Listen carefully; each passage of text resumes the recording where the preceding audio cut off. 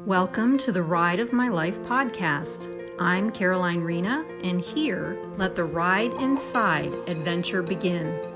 I will share what it's like on my own healing journey, and through what I learn and become aware of, provide insight to your journey as well.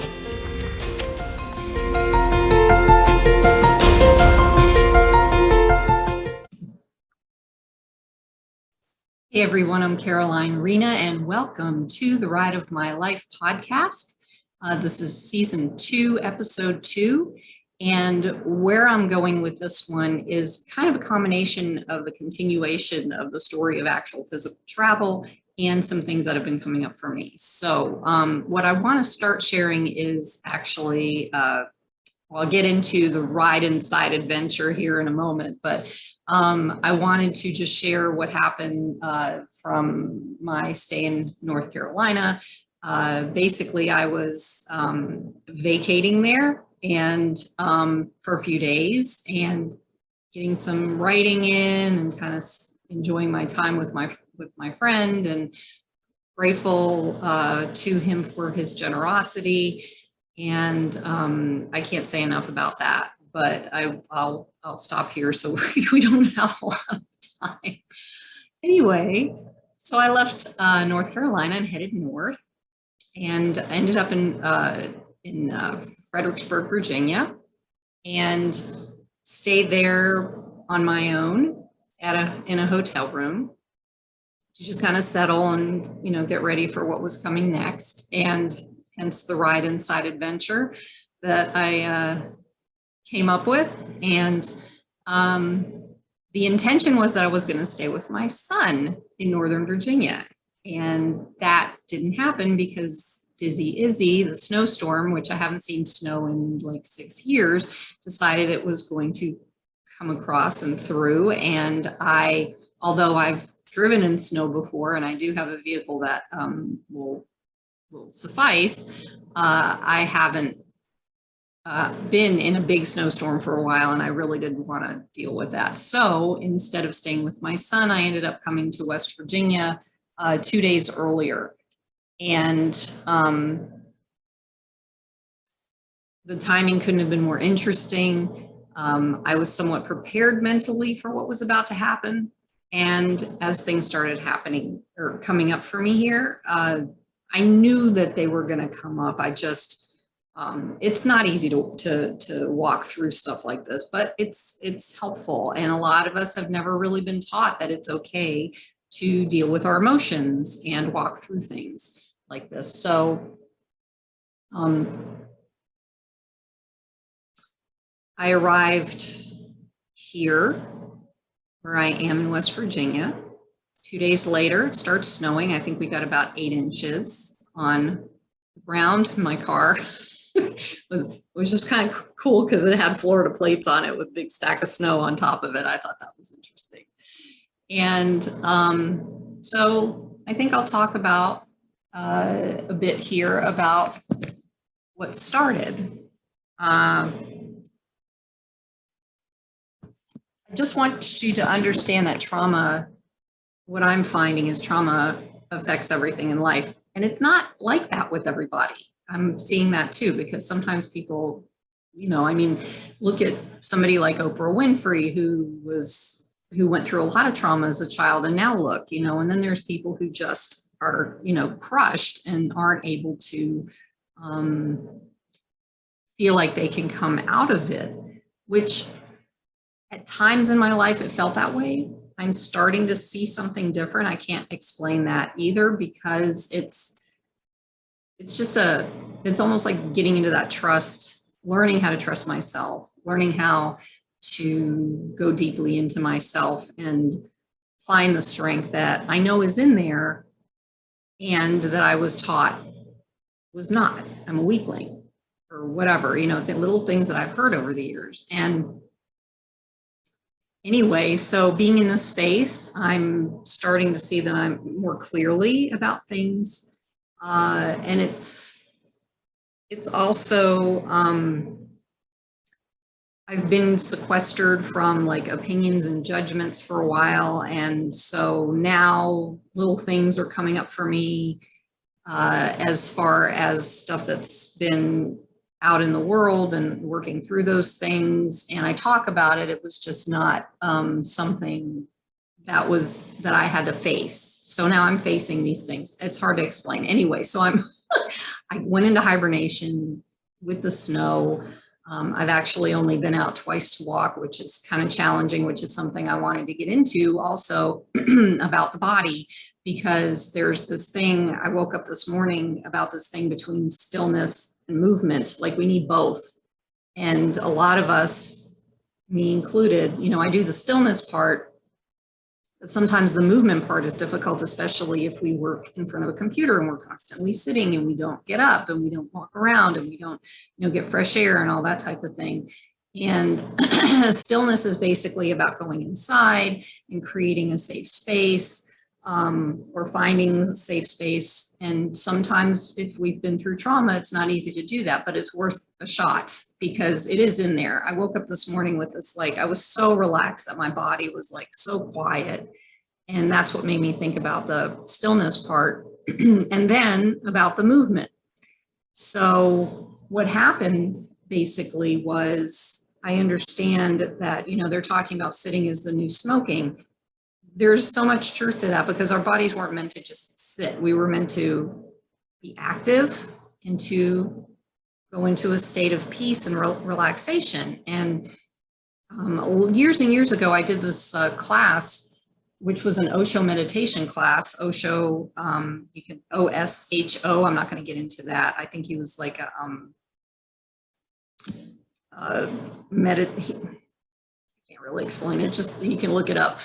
Anyway, so his way of doing things was, and the class was showing how to get in all kinds of movement, dancing and shaking and all these different things, and getting all that energy out first, because it's easier to meditate, ding, ding, ding, ding, ding, when all of that energy is not in our system. So from sitting, it creates this constant energy. And that's another thing I'm looking at bringing out more is helping people work through anxiety, because it can cause anxiety. I've experienced that here because I'm used to being outside and walking every morning in Florida, and now I'm not. And because there's snow, it's snowing again. It's there's a lot of information here and understanding that we are not taught. And so if our body doesn't move, if we don't get that movement, then our bodies start to deteriorate, and disease comes and all kinds of things can happen. The mind starts to treat us like, ooh, which definitely happened here. So I did learn something from that. I also experienced the energies driving through Pennsylvania to come to West Virginia, of passing by places that I used to live and, kind of grieving that and getting through that. And basically here I am. And in the past week, I've done I've learned some things, got some teachings. It helps me to understand, to get teachings and, actual, doing experiential stuff. And I got an EMDR session, and what's happening is it's a little bit different than what I've experienced with EMDR before, which really I didn't feel worked. The difference for me, I noticed, was more of the instruction and talking, a little bit of talking while doing the EMDR, checking in, seeing where I was, that type of thing, where the other EMDR I did didn't really get me anywhere, but in the same place. And what I also noticed is, because when I'm in a session with with the therapist that I worked with, who was amazing, very kind person, you're limited by time. And by being where I'm at right now, I'm not limited by time. So we were able to walk through it and continue it to its, natural conclusion. So that helped a lot. Made me feel safe, made me feel like, I was actually accomplishing something, or getting through to something, or whatever that is. And it felt good once it was over. And then afterwards, it was the next day, all kinds of stuff came out. So, needless to say, I also looked online as to whether EMDR will open stuff up. And I kind of probably knew that already, but it did. And so I was working through the feelings and the energies and all the stuff the very next day. So that was interesting, but I made it through using tools. I use music, I use breathing, I use meditation the best I can, unless I'm like, I get dysregulated, a little agitated or whatever, because I don't know what's going on, even though my spirit knows what's going on. My body's like, what the heck is happening here? So anyway, that was part of it. And then I also found out I had talked about the retained world reflex about a month ago, talking about the possibilities of what that was.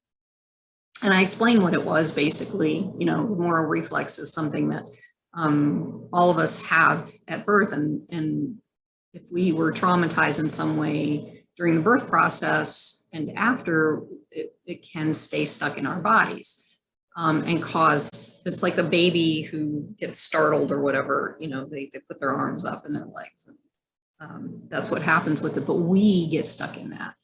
And it turns out I was tested for it, and that's not what I got. Like, I don't have that. I have full out trauma response, stuck stress response, fight or flight. I go into freeze, that type of thing. That's what's come up.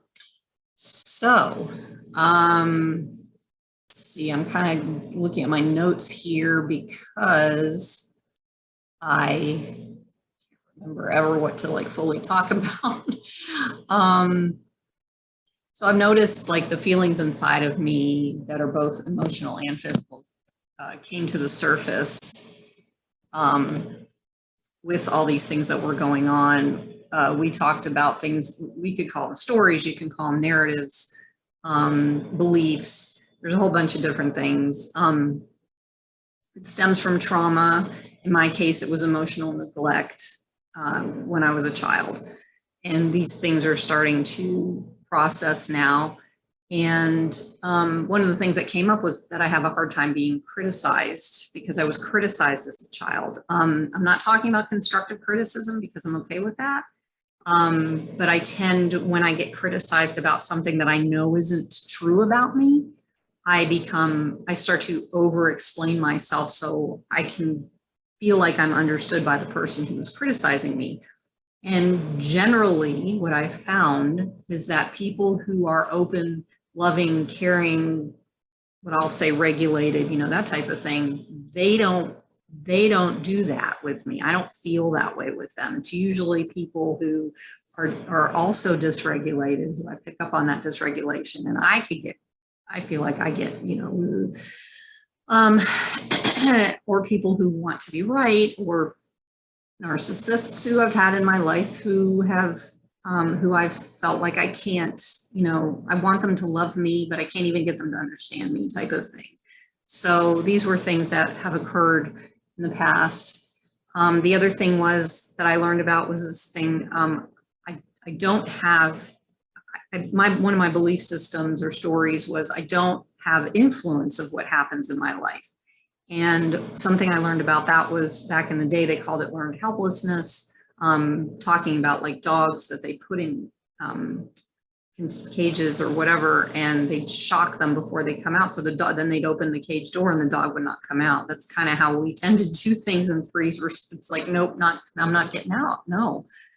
And there's the new label that I was told about, or shared with, and that was kind of like an involuntary defeat response, or which can lead to an involuntary defeat syndrome. So you pretty much, you feel defeated, you try again and you try again. Little by little, it kind of goes away. And I guess the syndrome piece of it is years of stacked defeat, feeling defeated.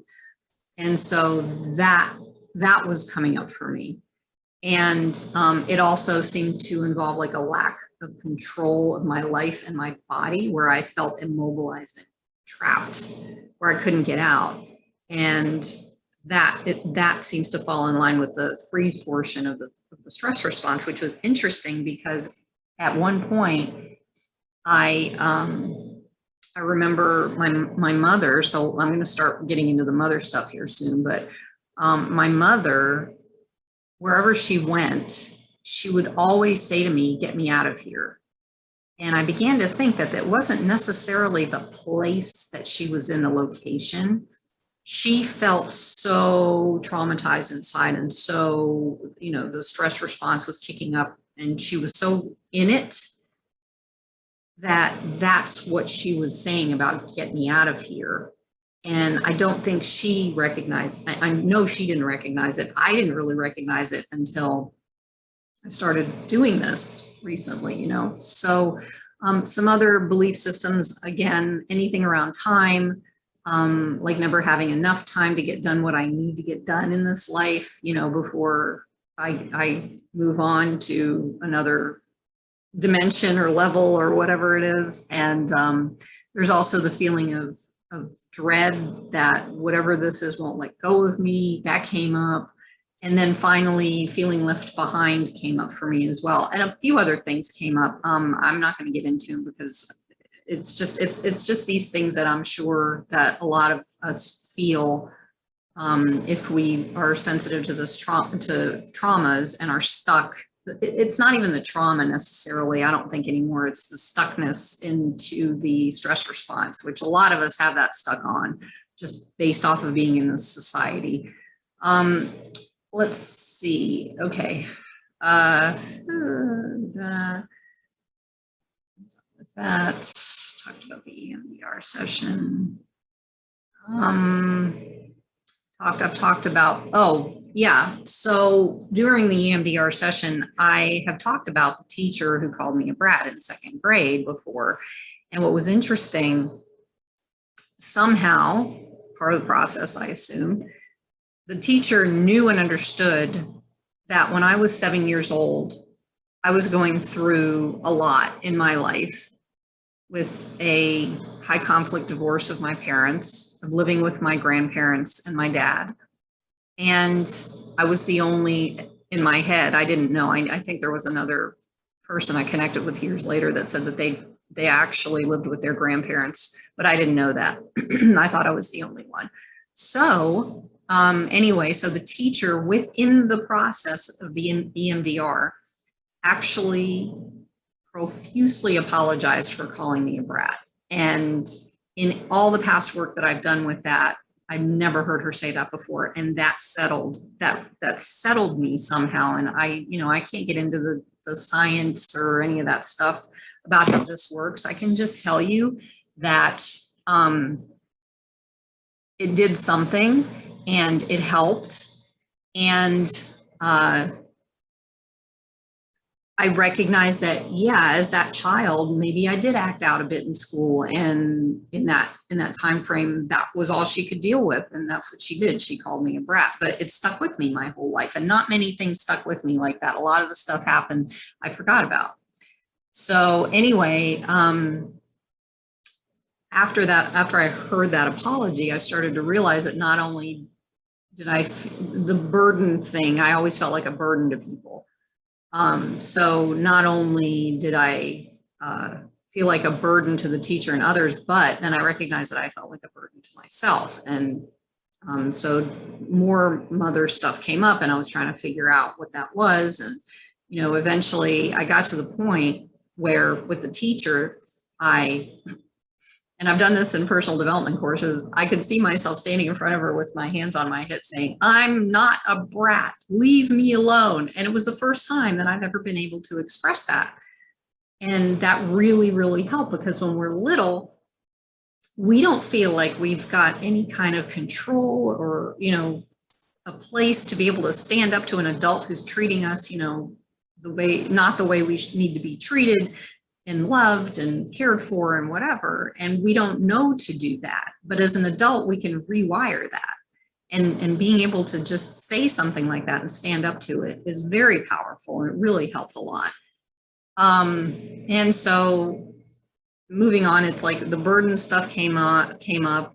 And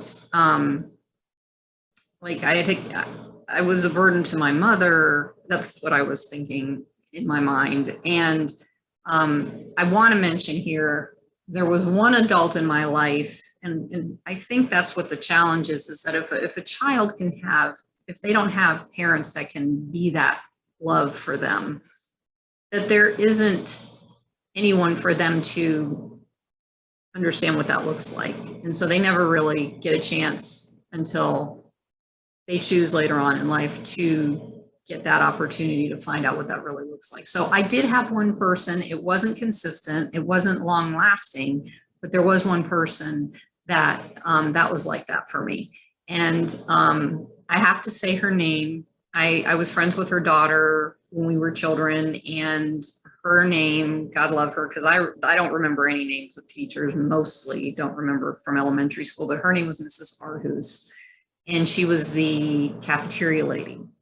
And I felt nothing but love and acceptance coming from her, and she was my lifeline for a while. And so I explained that things began to release and things began to surface, and it was a little challenging.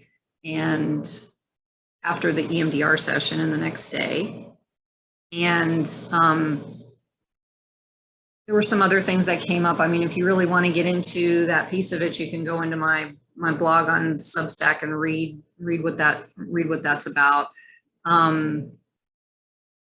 I also started talking about parentification because of my mother expecting me to take care of her by asking her certain things or having me do certain things that weren't at my childhood, level.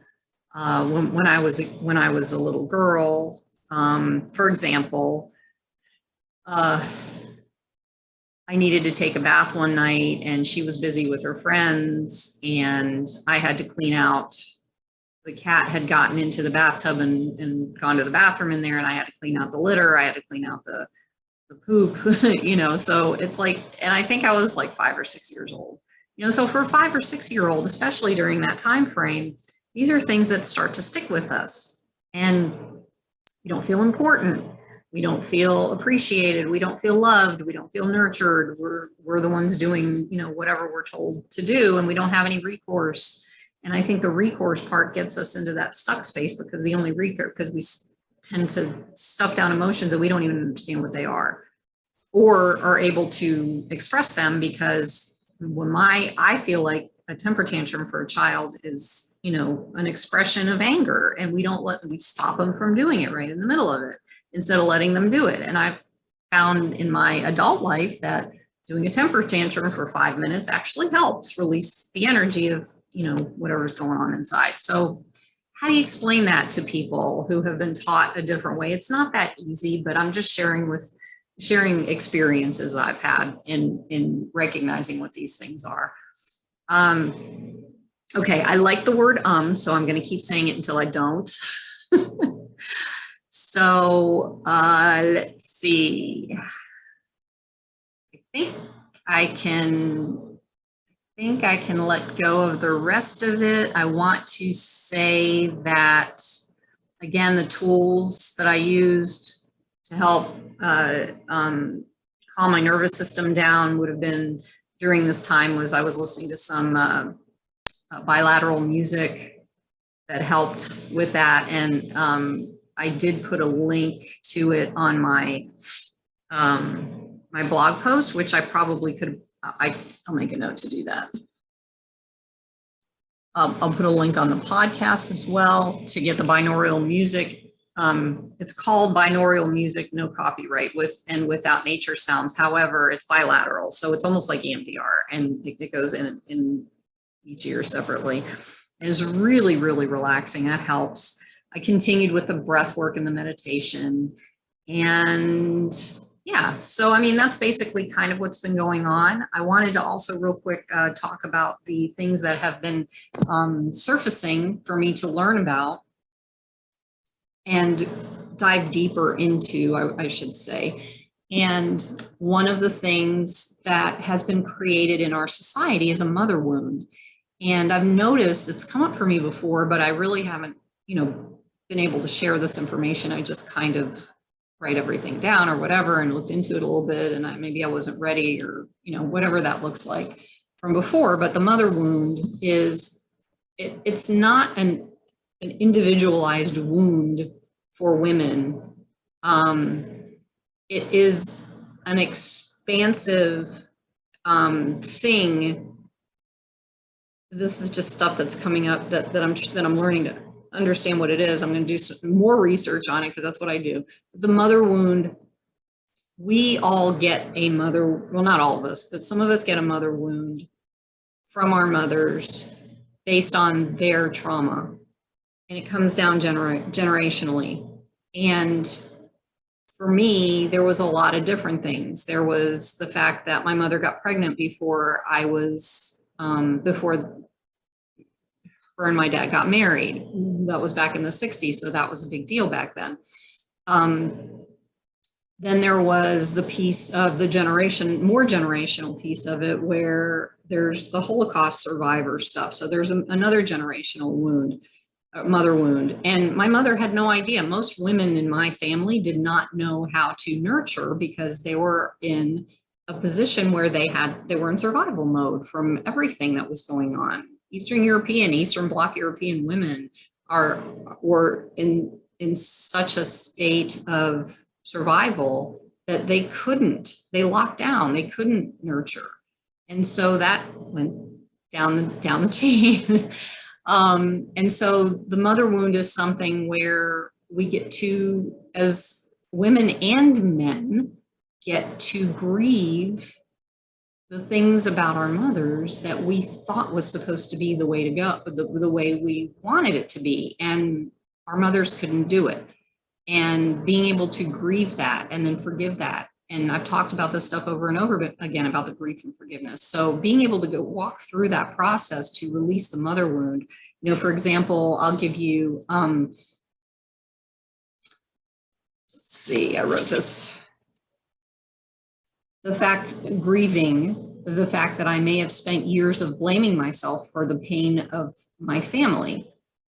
So, and we don't always do this consciously. We can do it subconsciously. So being able to grieve through that and to recognize that we had no control over that and we had no way of fixing it. And, it all goes on and on. And so grief can lead to anxiety, and anxiety is something that I help people with, walk through, sit with, hold space with. And it's very important because anxiety is something that happens in the moment. And it's not easy to walk through if you're crashing into what I've been calling, or what's been called dysregulation. So your entire body, your nervous system is completely dysregulated. It goes into hypervigilance. It goes into hyperactivity, and this is not something we have mental control over. Well, how do I say that? Physical control over once it's in there. So it's all part of our autonomic nervous system. It's all part of the brain. It's all part of the body, so it's a lot of stuff. And there's a lot of stuff going on here within this human form, and maybe learning or experiencing one little thing at a time just to get some relief and move forward with the relief or whatever. The other thing I wanted to say is the mother wound is important in its own right, because women in our society, in societies past, have been downgraded, demoralized, all these different things happening, witch trials, because we're considered, whatever was going. And a lot of the stuff that was going on back then was intuition, and people didn't understand what intuition was. So a lot of things have happened with downplaying women, and I'm not like this freak, whatever about women's rights and all the rest of that stuff. It's not even about women's rights. It's about life's rights, life's right to be who we are and be on this planet and do what we're capable of doing, and finding the strength inside of us and the love inside of us to nurture and bring out, and not fight anymore, and not, freeze because we've been taught these things that are not true about ourselves or whatever. I'm just sharing this. This is all sharing information, whatever that I think about. I don't want to downplay the father wound, However, the father wound is a little bit different in that, especially like within the realm of what's called parental alienation or family bond obstruction. There's so many different words. Somebody doesn't like one word or whatever. And that's okay, because when we label something, it doesn't necessarily mean that that's exactly what's going on. So anyway, the words that are used for parental alienation, people in the parental alienation world, a lot of the situation is where mothers are pushing the fathers out, and there's so much behind that. And then you're creating a father wound of absence, so that's not helpful to a child. And they're doing it for child support or getting money from the state or whatever the reasons are behind it. They're creating a father wound. And father wounds are tricky as they are without being created on top of, so there's more stacking going on that I've talked about before. But the father wound is important too. And in that respect, and in some other respects, what I'm getting into, because of my own experience, and I have had a father wound as well. And I believe that I've worked through that. I don't know, we'll find out. But the mother wound is huge because of how women and mothers, how confusing it's been for women and mothers in a lot of cases. I mean, for those of you who broke through some of that stuff, great, more power to you, but there are women out there who have not. And even to the simplest thing of, trying to prove to even if they had a great relationship with their mother, but they still feel like they can't be successful or whatever because they couldn't be successful in a relationship with their mother or whatever that looks like. It's something that we as women get to walk through and heal in order to bring balance to the planet. Now, the other thing about the mother wound is that boys have a mother wound too, just like girls have a father wound. So it's not it's not exclusive, or I think I got the right word. It's mutually inclusive. I probably doubled that one. But what that does is what it tells me also, because we have the divine masculine and the divine feminine inside of us waiting to come out to balance within ourselves. That's the place where we start. It comes out into the world and balances the world from what we have out here of both toxic masculinity and toxic femininity. And I'm not saying this to rile anybody up, because that's not the intention. Where I come from is a space of healing. If I say something that riles you up, I'm not doing it to rile you up. I am doing it to express what I am finding, what I'm understanding. It's not any of our fault that this is going on, but it is our responsibility to find a way to help ourselves. And once we help ourselves, it goes out into the world. Be the change you want to see in the world. I'll say that over and over again, because in order to see change outside of us, we need to look inside of ourselves, because there's something we're carrying, and it may not even, it could be generational. We don't even know what it is, or we don't even have an understanding of what it is and how it works. So what I like to say is to be able to find the truth inside of ourselves in order to shift ourselves in the world, which we can do, because what we see inside of ourselves, how we see us, is expressed out into the world. And we are very powerful beings, whether we believe that or not. So that's what I'm finding in this. And I think that there's some positivity on the other side of understanding this. And all of these things that are happening in our world isn't outputting out something. It's if we feel angry inside, we're going to put that out to the world. And then if everybody's doing that, there's going to be an angry world. If we feel love inside, if we feel peace inside, then we put that out to the world, because that's how we feel. And so the world becomes loving and peaceful. And so I highly putting out there to find that. If you're in that space where all these things are coming up in the world or in your space for you, and it's time for you to take a look at what that is. It's giving you an opportunity to take a look at what that is and to heal whatever that is within you, because the more of us that do that inside, the more it expresses out into the world. And I'm pretty sure a good portion of us would rather see love and peace than anger and friction and hatred and whatever else is going on out there. So let's cancel out that stuff and start looking into the possibilities of healing yourself. It all starts in your own backyard. And I'm going to say one more time, if I come out again, it's not easy, it's challenging. However, make sure you have some type of support. Find your way of doing it. Find your person that can help you. Find your, spiritual way of doing it. If you want to go in that direction, I'm noticing that the best way to go in is the body, because the body is our vehicle here.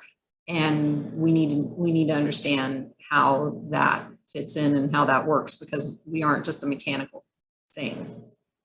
We are mind, body, spirit, soul, heart. That's what we are. That's the truth inside. That's part of what we get to learn. And my hope, and the hope that I hope to create out there, is that we can do that and create that loving and peaceful world. So anyway, probably talk longer than I usually do. I don't know. I want to say that I am in the process of looking at people to interview. I have started setting up time slots to do interviews because I'm curious to see what other people are doing in this world. And, I'm bringing it out to whoever sees it.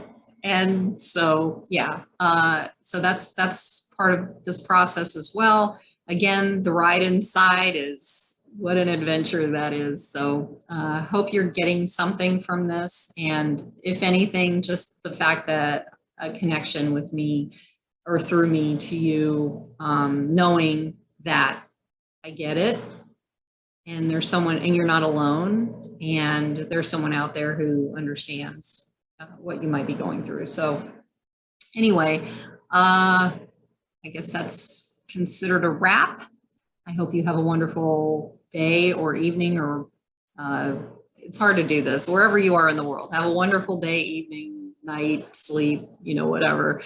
And I will see you next time on the Ride of My Life podcast. Thank you.